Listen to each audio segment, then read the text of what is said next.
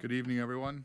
President Kostick is unable to attend tonight, so I'll be serving as President Pro Tem in his absence. And with that being said, I'd like to call to order the Thursday, October 20th, 2022 Board of Education regular meeting for Lincoln Way Community High School District 210. Please stand as you're able for the Pledge of Allegiance. Pledge allegiance to the flag of the United States of America and to the republic for which it stands, one nation, under God, indivisible, with liberty and justice for all. Linda, can you call the roll? Mr. Janik. Here. Ms. Janice Doyle. Here. Mr. Kirking. Here. Mr. Lacine. Here. Mr. Lucetti. Here. Mr. Kostick. Mrs. Stokes. Here. All right, we have one individual signed up for public comment. It's Vicky Drizga. Okay. Head over to the podium.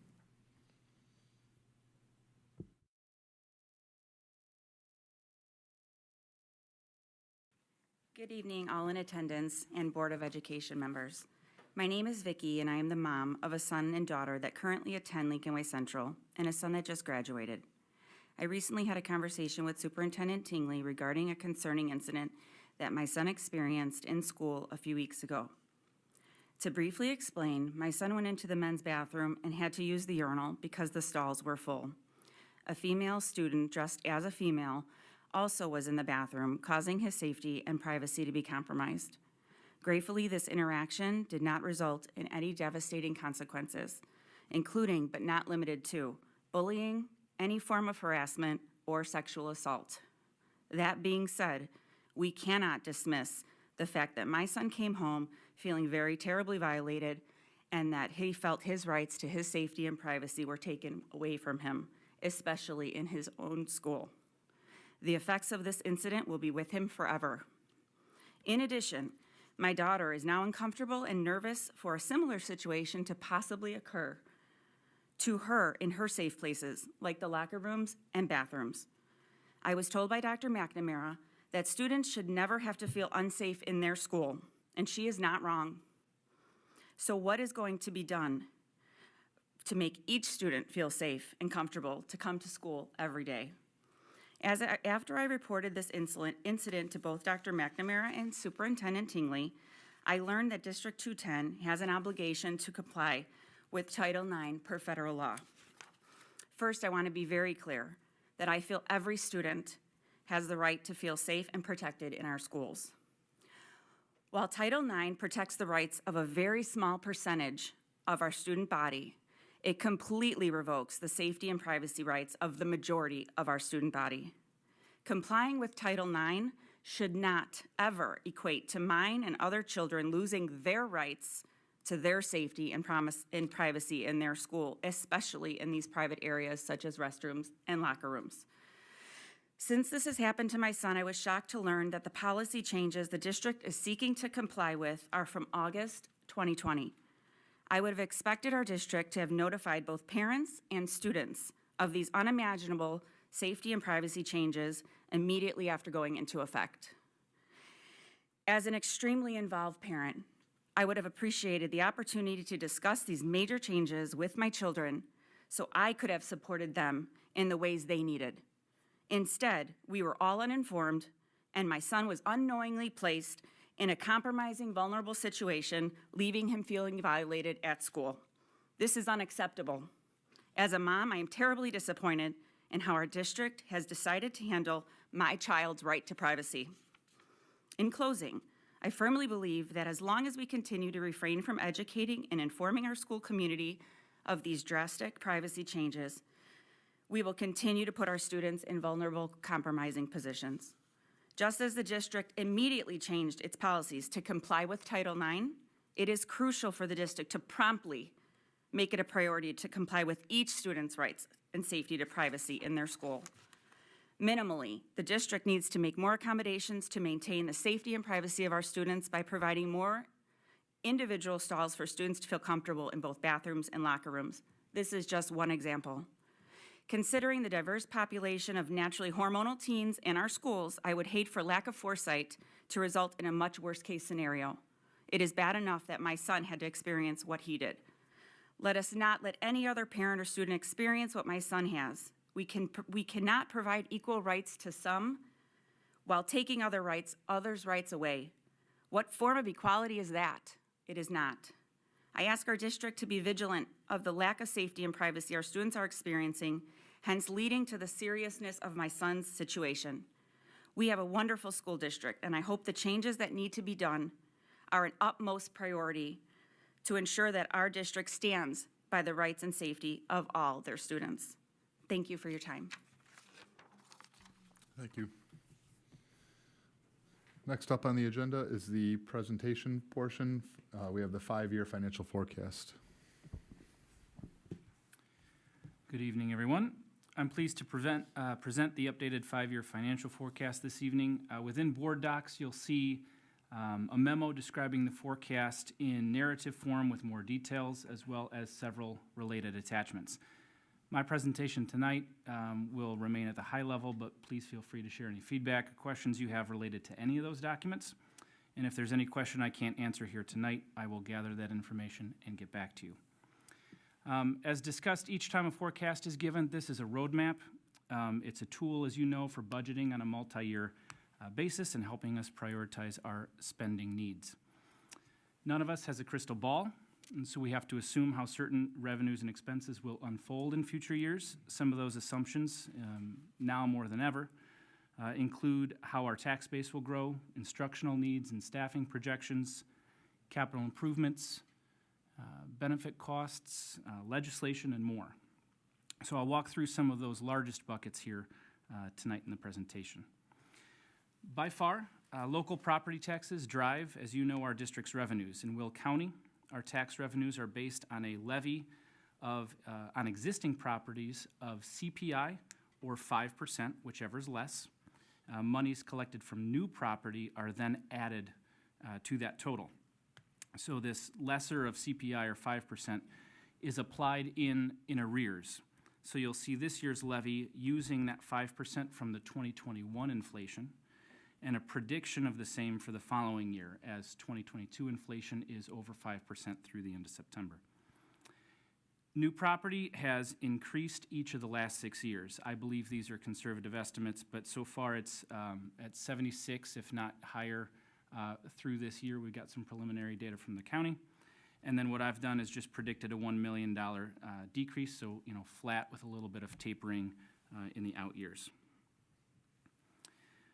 The table you see here on this slide, I've provided this analysis last year as well to show not only how our tax revenues change in green year over year, that's the actual extension revenue that we receive every year, but then also on the far right you can see the split of how that money looks from existing properties versus new properties. Our largest state revenue source is evidence-based funding. Less adequately funded districts are caught up over time. That's how the model works. And so we are now on the cusp of moving from Tier 1, which is the least funded, to Tier 2, meaning we will get less of an increase each year. There is a hold harmless, we'll never get less, but our growth will taper off. Other areas have been projected modestly. You'll see food service revenues there as just one example, are a little bit higher. But those align with the cost predictions on the cost side, because I think food is going to remain something that's high for years to come. Interest from investments may be conservative as we continue to restore our cash balances. These might be conservative, but until I have a few years of trend data with more active investing, I want to remain conservative in that area. Moving to expenditures. As you know, salaries and benefits comprise the majority of our spending. Both collective bargaining agreements that we have in this district have been factored in, as well as any known retirements. Someone leaves and we replace them, that salary differential's been factored in, as well as staffing level changes. We do have some predicted expansion of programming, for example, in EL, as we've seen some student needs shift, and so that's been factored in. Over the 5-year period, this salaries and benefits, this area, forecasts a 4.26% annual increase. As I mentioned, it takes into account the staff contracts, but also any retirement increases as people put in for retirement. That's part of the certified staff agreement, as well as the continued medical claims that are higher than in past years. That's incorporated as well. The board has spoken in the past about flex points and levers in the budget. Pre-funding of capital improvements continues to be a smart decision, and so what you'll see in this forecast is $3 million annually predicted for each of the next 5 years. With our new process that you all just approved a retroactive June 30th transfer at our August board meeting, with that new process in place, we can evaluate whether or not additional monies can be transferred to pre-fund, if you will, the following summer. So this allows us to approve only now what we can responsibly afford, as you'll hear later in tonight's board agenda for summer of '23 capital improvements. But then we can look year-end to see how we can get ahead of the game. As again, when we get to that agenda item, you'll hear that we have many capital needs currently. This chart represents all of our operating funds, and on the next slide, you'll see these projections keep our operating fund balances in the 33 to 34% area. One thing I wanted to note for you are the bar graphs on this slide at the bottom of this chart. These predict each operating fund individual balances. They're based on, right now what you see on the slide, this is based on the current proportioning of the tax levy. So you can see O&M is growing, and that's because we've shifted some additional money into the tax levy out of education or other funds because of our future predictions for capital projects pre-funding. And so that's good for those transfers. But in 2 to 3 years' time, we may wish to shift some of those tax monies back toward the education fund to keep it flat and into the tort fund. The tort fund's obviously very small, but based on the current proportions, we'll need some extra money in there. It's all the same money. This is nothing of concern. I just wanted to describe what you're looking at. This is the same information in table form, and at the bottom in green, you can see those operating fund balances that I had mentioned a moment ago. In yellow is the annual operating surplus predicted for each year. So we remain in the 1.1 to 1.6% as we discussed when adopting this year's budget. This forecast helps our discussions as we move forward, and again, with the summer '23 capital projects, but also as we get to the spring, we have master schedule, building the master schedule, we have staffing conversations, and we begin department budgeting across the district. So again, the memo has additional details. There are other attachments. I'm happy to take any questions or feedback if you'd like to discuss anything. Any questions for Mike?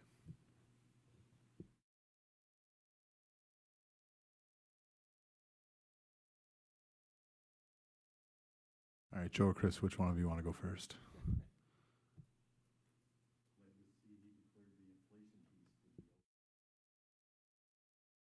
Sorry, I said I'm just glad that he declared the inflation beast would be over in 2 years, so we'll count on that. Conservative luck. I'm just busted. I just think with, that this was a good overview and nothing specific to this, but I think as you move forward with this, this has been a really good process doing the 5-year, but I think what we're kind of seeing here with inflation and volatility picking up in the markets, and I know we kind of had done a few of these back when Brad first started doing, but like a kind of a, this is your base case. It's always good to have, but also, do some downside stress testing because you're making some assumptions in here where, it's probably not next year, but the year after that, like collecting $9 million from the state might be a problem, which is, for us going back 7, 8 years, that did become a problem. Our tax revenue obviously is always collected with over 99%, but I just think some of those assumptions you can kind of stress test. Also, probably on the expense side, you can assume inflation could go up a little bit more and the salaries could be, impacted. So I would just, as part of this, maybe not every single time, but like maybe once a year, you put in kind of that worst case scenario. Sure. It's good feedback, absolutely. I'll just beat this drum one more time because we've been doing this long enough. And Michael, Brad had stuff that you could probably back test on. That, he did that first 5 year and you lay over what really happened over that 5 years and follow that delta as to what fixed. Because I agree with Chris, going forward, this gives a great view of where we're headed, but it'd be good to at some point validate what it looked like based on what we thought was gonna happen. Okay, definitely can do it. Any other questions for Mike? All right, hearing none, we'll move ahead with the consent agenda. We have the approval of the regular meeting minutes from September 15th, 2022, approval of the closed meeting minutes of September 15th, 2022, approval of the payrolls from September 20th, 2022, October 5th, 2022, and October 20th, 2022, personnel reports, out-of-state travel, approval of District 210 advisory meeting schedule for 2022, 2023, appointment of new members to the District 210 Advisory Committee. And with that, I'd ask for a motion for the approval of the consent agenda items. Do I have a second? Second. Any questions on any of these? Hearing none, Linda, can you open the vote? The vote is open.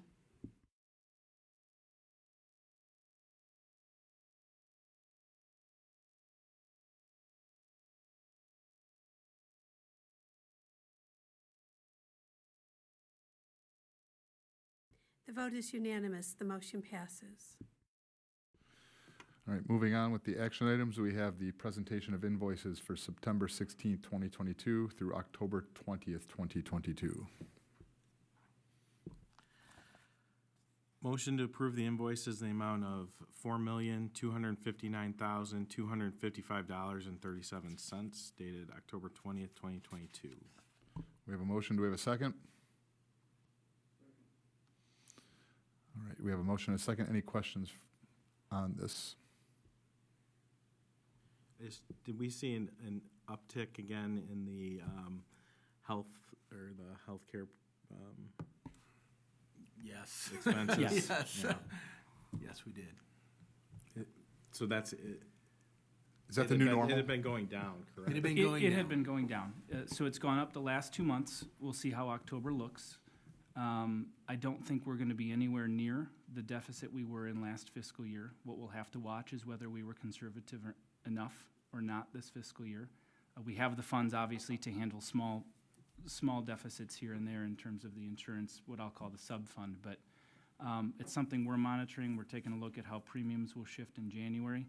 And then, again, I accounted for additional increases in the forecast just because I want to be conservative in this area.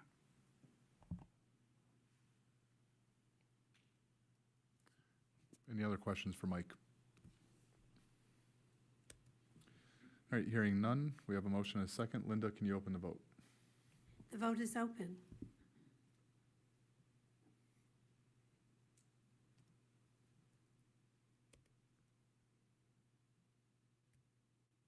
The vote is unanimous. The motion passes. All right, next up, we have the treasurer's report for September 2022.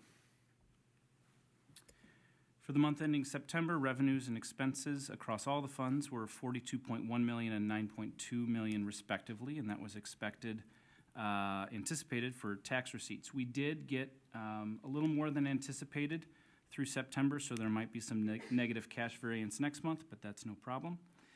Total cash balance across all funds was $73 million month end. As I mentioned, revenues are ahead. They are ahead on a percentage basis pretty significantly from last year, and that was just with delays in property tax receipts that had a lot to do with Will County having the 4 installments on the tax bills, so we're back to normal there. And expenses are right on. From an investment report, our blended rate is 2.73%, and I did, after our discussion last month, we did edit and tweak this report a little bit. So we added a couple columns. You can see purchase cost as well as par and then current market value. And so if the district ever experienced any event in which additional cash was needed, the monies can be recouped at market value.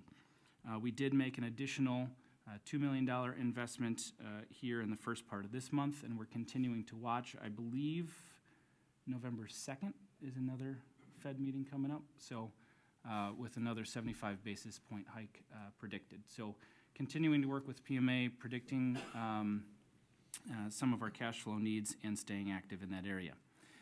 Cash flow report, we were positive 2.7 million cash variance. As I mentioned, that's the tax receipts. Overall net cash balance is $35.4 million higher than at this point last year across all the funds, but it's worth noting that at this point 2 years ago, the cash balance was $54 million, and it dipped again last year just because of those, the timing of the tax receipts. So now back to normal. Looking ahead, for October, what you will see, the forward delivery closed on October 5th, so all good news there and really nothing to report. But as part of that debt restructuring plan, we did wire $2.6 million from the district as principal due. So that won't impact the operating funds, but it will impact the all funds cash balance through October, and that was as expected. That's all I have. All right, do I have a motion for the treasurer's report? Second. Any further questions? So did you say the bonds closed? Yes, sir. October 5 was the hard close for delivery. What rate did they close at? Ah, man, that was my question. 1.76%. Not a bad rate, I guess. Yes. And if you had to go to market right now, what would that be about? Be about It's 4? It's probably close to 4. I That spoke comes with out Bob to- Lewis a couple years ago. My outlook is slow to open, but a couple weeks ago, I talked to Bob Lewis, and he said he did another similar one for a district about our size, budget-wise. The restructuring was shorter, so it was only 12 years, and they were top-notch bond rating, and it was 3.5, 3.6, 3.7, somewhere in there. And so the again, fact that a we've recent PMA restructure with a higher credit rating than Lincoln Way and a shorter refinance was 397. So 397. Higher credit rating. Thank you, Shorter Dr. Kim. finance, 397. So that's about $2.2 million a year. Over how many years? we go out to 2035. So about 13 years. 13 13 years. So some 131 good work. million at 1.7. Excellent timing from this board. Excellent timing. I just think that it needs to be noted that it wasn't just the board, I mean, administration, there was a lot of push to get audits done quickly, to Correct. get reviews done by the rating agencies ahead of schedule. And every time we moved that up by 30 days, it probably created another 4 to 6 month window. So when that opportunity came, I mean, timing is everything, I get it, but that's real money. That's millions, tens of millions of dollars over the terms of those bonds that will be saved, so well done. Scott, we know sometimes you get the other end of the stick, but you and Brad and everyone who worked on that back then, Michael, to the point of getting it over the finish line, I gotta say, that was well done. That it couldn't have almost been timed any better. Yeah. And PMA's responsiveness, I think we give them credit. Every time we needed them at a meeting, they were here and pushing, and obviously Kelly's help as well. Kelly, I forgot. her. For all the time we spent on the phone during those reviews with Moody's and Standard & Poor's. So it was a team effort. Thank you. Well done. Any further questions? All right, hearing none, we have a motion and a second. Linda, can you open the vote? The vote is open.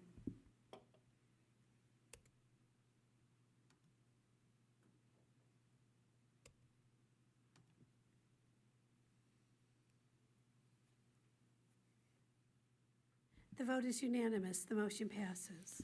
All right, next up, we have the student activities report for September 2022. The account summary is included in your backup materials for the month of September 30th. The total student activity fund balance was $2,439,722, revenues of $618,808.04, and expenditures of $467,348. There were no accounts in the negative at the September 30. I think that might be 3 months in a row. That might be a new record. The administration is requesting the board approval for the following new activity account. It would be Bring Change to Mind at Central. It's Bring Change to Mind is a new club at Lincoln Way Central that aims to provide stress-relieving activities, create conversations about mental health awareness from students' perspectives. They're requesting that the account be open to manage the grant that is given to the club along with fundraising and expenditures for this activity. All right, do I have a motion to approve the student activities report? All right, any questions? One quick question, the grant, where do they get the grant from? Kelly, do we know where the grant came from? I do not.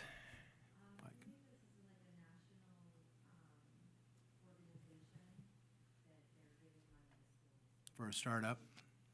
Yeah. Yep. And I'll find out the amount and get it to you. Would this be something the other schools would want to then implement, or? It'd be up to each individual school. These are things that students bring to us. But yeah, it's something we can look at. With no further questions, Linda, can you open the vote? The vote is open.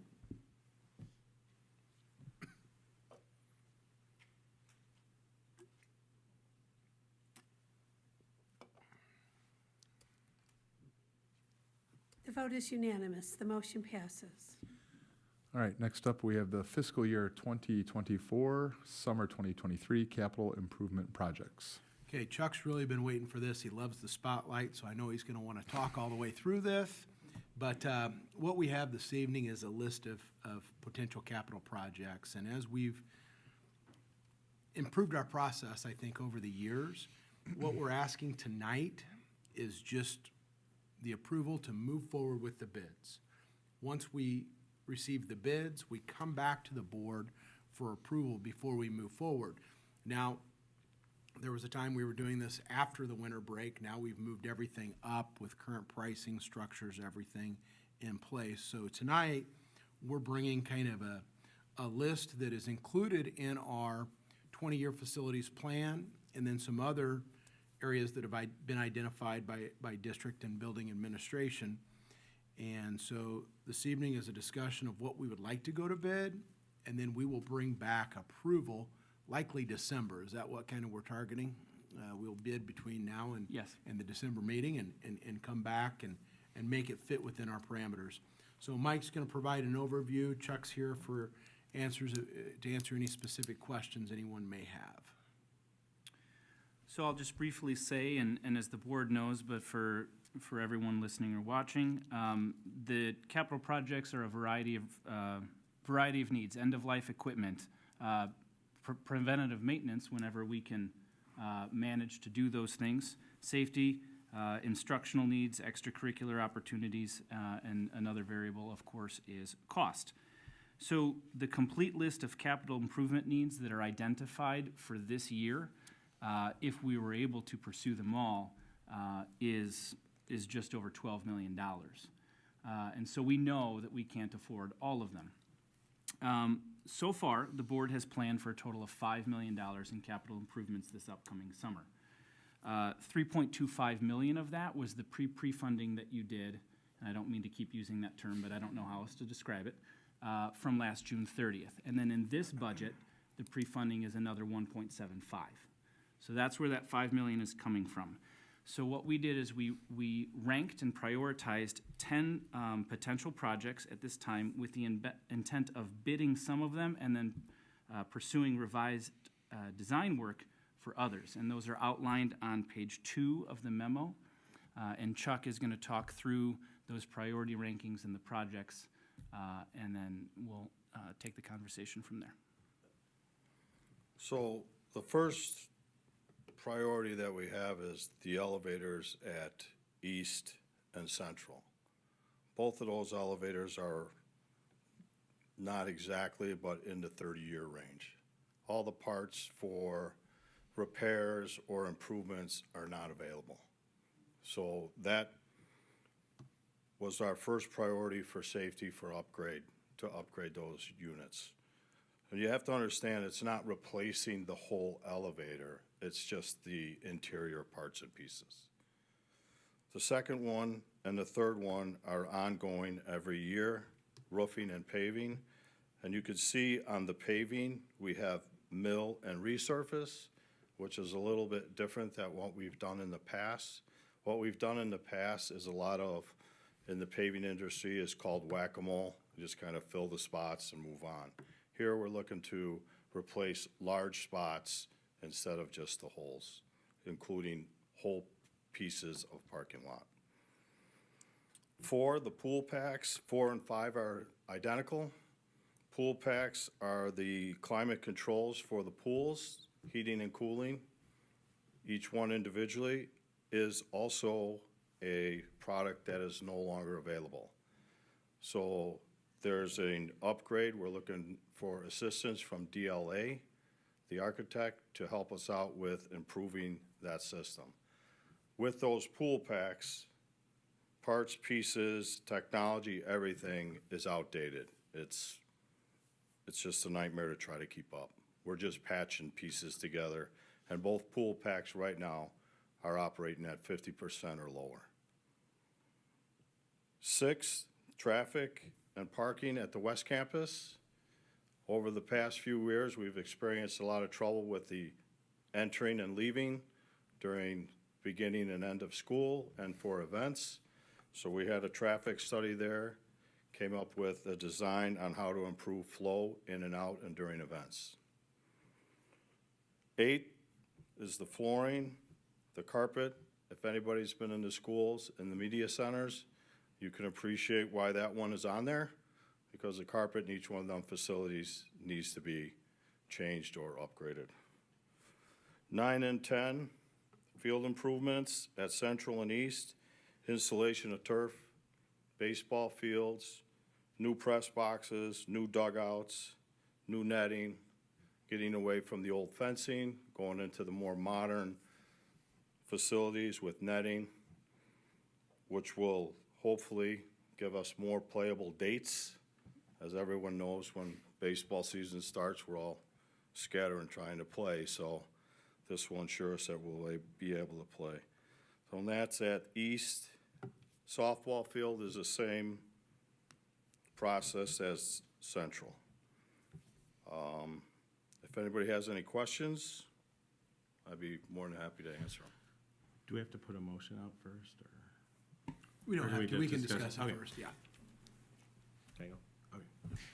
Okay. Sure. So I'm backing up to the, what we've implemented has been kind of a strategic plan. We have this 20-year plan. We looked at that a few years ago. I think in practice, we should probably be updating that every few years because pricing in 2020 has changed significantly since then. But that plan did a really good job because I think when we're talking about capital projects, it's strategic, right? You want to be doing some of that preventive maintenance. You want to be rebuilding things, et cetera. So we had a plan laid out, and they had, timeframes on them, 0 to 2 years, 2 to 4, 5, 5+ years. And I think at the time it was like $50 million. So we already had $50 million in projects. That was mechanical, roofing, paving, and we've been following along with that. So I think we've done a good job with that. What I don't understand is where 9 and 10 come in and can fit into that at this time. And they're kind of coming out of left field, no pun intended, because we have to, I think it has to be like looked at through the lens of that whole strategic plan. So I think that needs to be updated to see those things that were 3 to 5 years out on that plan. How are we going to fund those in our $3 to $5 million that we're spending each year? And then these items that you're going to add on here also have maintenance because they get added back in when you have to replace it. So I just think it has to be looked at holistically, and I'm assuming if you do a baseball field at Central, someone's going to want one at East, and then someone's going to want one at West, and then you're going to want the softball fields at West. So the dollar amounts on these projects, I don't look at this as just for $5 million right now. I mean, that's 15, 20, 15 plus. Because you have to do, it's like 30 million. So I think that has to be looked at in the like we did the right thing from a strategic standpoint in getting that 15-year plan put together. I think it needs to be updated. But these need to be looked at like holistic. These two projects need to be looked at holistically and wrapped into that. So that would be, I mean, 1 through 8, great. And 1 through 8 are in that 20-year plan, so we'll be able to check Right, those and off. exactly. But yes, you make a really, really good point, Chris. Yeah. I have a question about the traffic and parking. With most of the growth in the district happening in the west area, would this reconfiguration look towards the future if there was more growth, where we would have to go 5 years down the road and do another reconfiguration, or does this increase capacity enough to handle potential growth? So what down the road? this does is it improves the flow. We do have an estimate price on expanding, it would be the southwest lot, correct, Chuck? Correct. We've knocked down the house, that is Correct. now gone. So we could expand to that, but that is not included in this. That would come at a future time if the need would arise. So we do have space there. This is to correct some of the design deficiencies, I guess I would say, with some of the islands and improve the flow.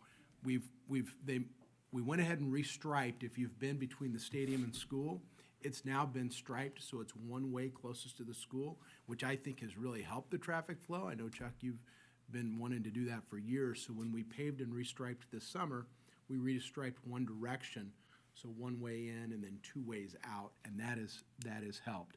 So now, if you're familiar with some of the islands around the auditorium, that's where we would make some, and I know Mr. Kirking has dropped off and picked up several times there, so that's where we're looking to improve the flow.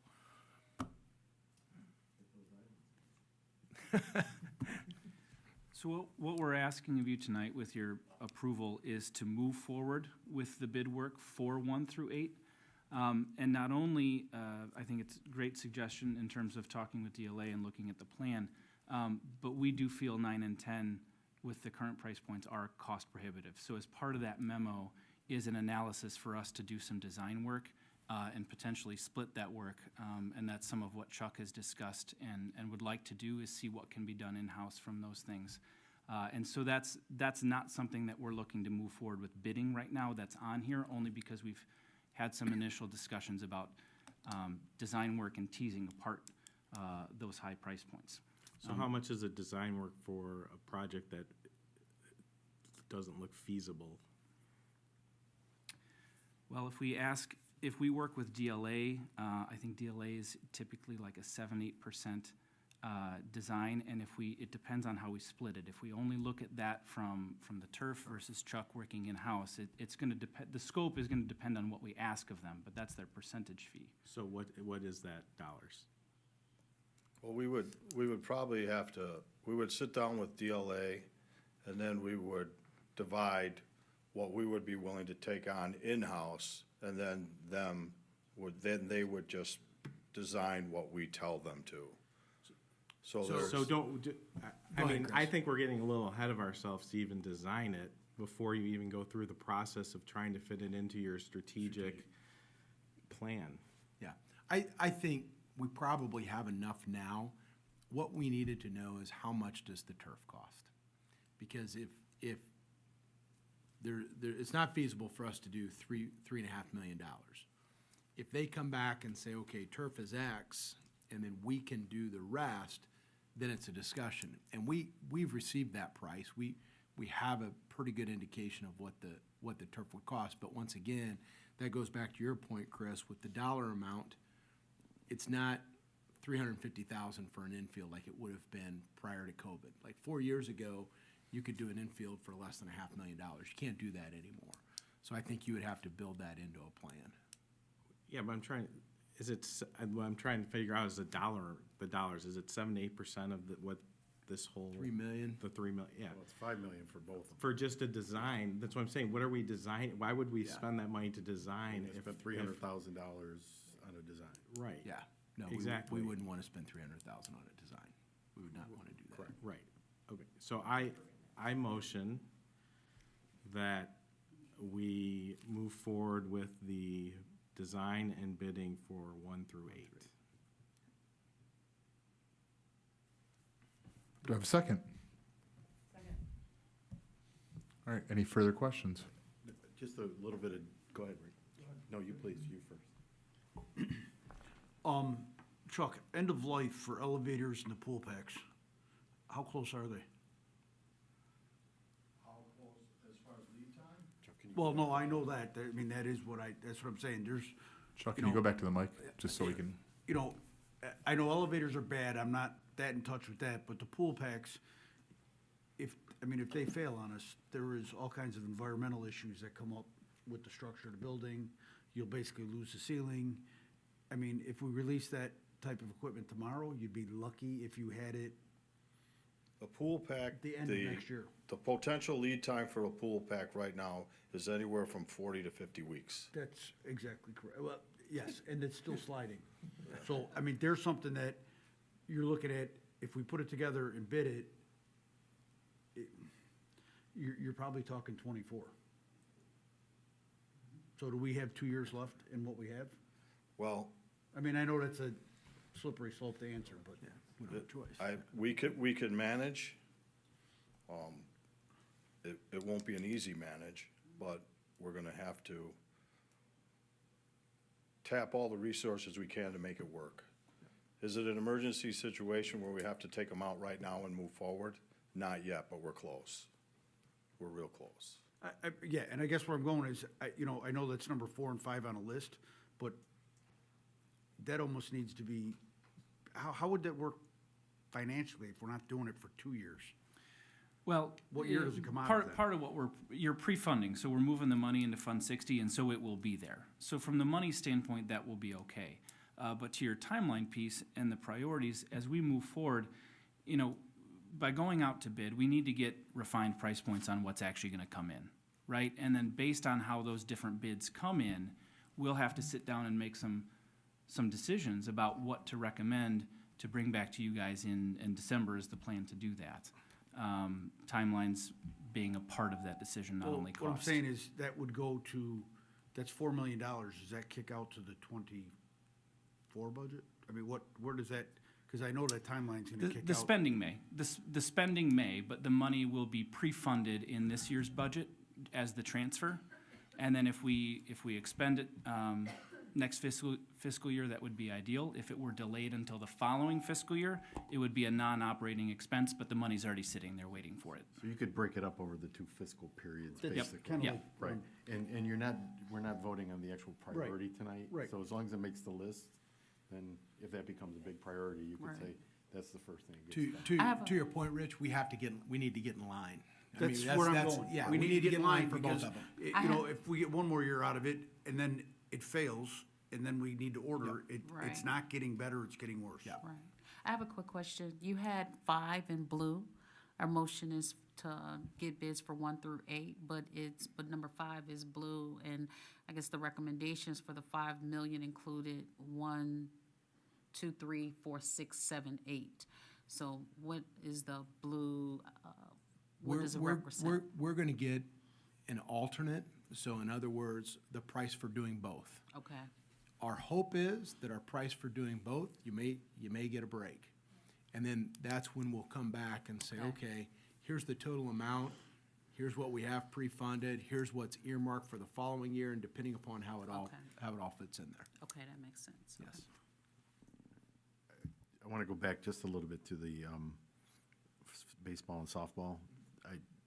Because I think Chris made some great points, and, do we want to spend money for something we're not going to do as well? The other thing I would suggest is ask, I don't know if it's the athletic directors or the building principals or whatever, but do other organizations use these fields? Our natural turf fields, not very often. Okay, so if we went to this type of a field, would there be more of an opportunity to have others utilize this? There would be opportunity, Okay, yes. so does this start to look at maybe there'd be an opportunity to do a public-private opportunity here?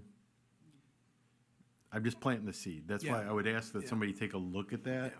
Because if all of a sudden, we now have 3 fields, both softball and baseball, that are turfed, to Chuck's point, playable through additional weather scenarios, that could be advantageous. And I know other local municipalities have had success, not necessarily school districts, but other municipalities, publicly funded municipalities, have had success in identifying the right private-public to get big chunks of that taken care of. And then obviously, in our case, we would be the benefactor during our seasons, but then during that off-season of summer or even fall, we'd have those additional possibilities, so. Yeah. Okay, just planning to see. Sure, absolutely. So we have a motion and a second pending. If there aren't any other questions, Linda, you can open the vote. The vote is open.